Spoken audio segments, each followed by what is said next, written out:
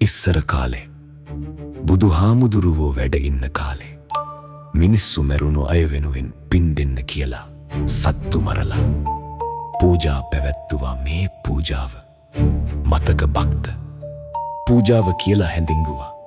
මේක වැරදි වැඩක් කියලා දෙන්න සිතු බුදුහාමුදුරුවෝ මේ ලස්සන කතාව කිව්වා. කතාව මෙන්න මෙහෙමයි. බරණැස් නුවර එක බ්‍රාහ්මණයෙක් හිටියා.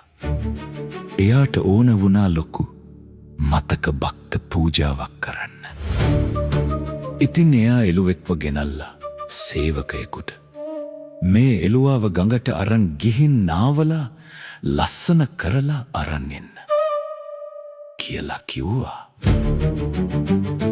ගඟ ළඟදී මේ එළුවා හදිසියෙම හයියෙන් hina වුණා. ඊට පස්සේ ටික වෙලාවකින් බෑ කියලා හයියෙන් අඬන්න පටන් ගත්තා. සේවකයා පුදුම වෙලා ඇහුවා, ඇයි ඔයා hina වෙලා ඇඬුවේ කියලා. මට මේක ඔයාගේ මහත්තයාටම කියන්න ඕනෑ, මාව එයා ළඟට එක්ක යන්න කියලා එළුවා කිව්වා.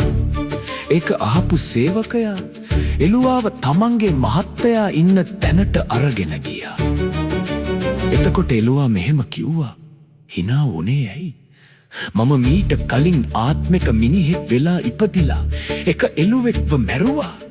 ඒ පවට මම ආත්ම 500ක් එළුවෙක් වෙලා ඉපදිලා බෙල්ල කැපුම් කෑවා.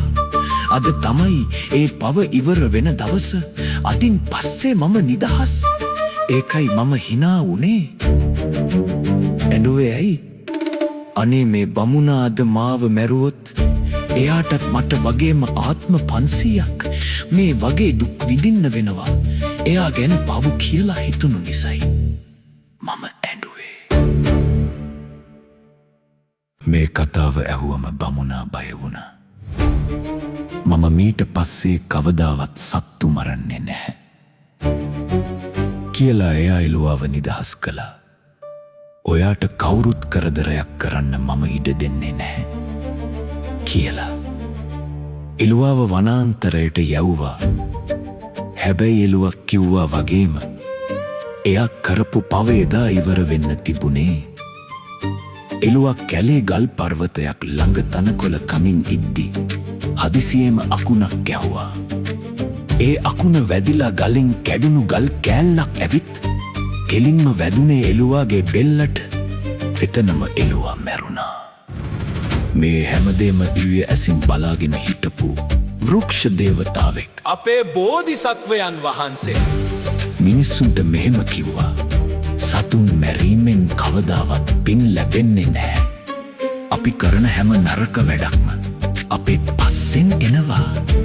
ඒ නිසා හැම සතෙකුටම ආදරය කරන්න, කරුණාව දක්වන්න. කතාවෙන් අපිට දෙන පාඩම, අපි කරන හොඳ සහ නරක දේවල් අපිටම ආපහු ලැබෙනවා පින් කරන්න කියලා. සතුන් මැරීම මහා පවක්. සැබෑ පින තියෙන්නේ සතුන්ට කරුණාව දැක්වීම තුලයි.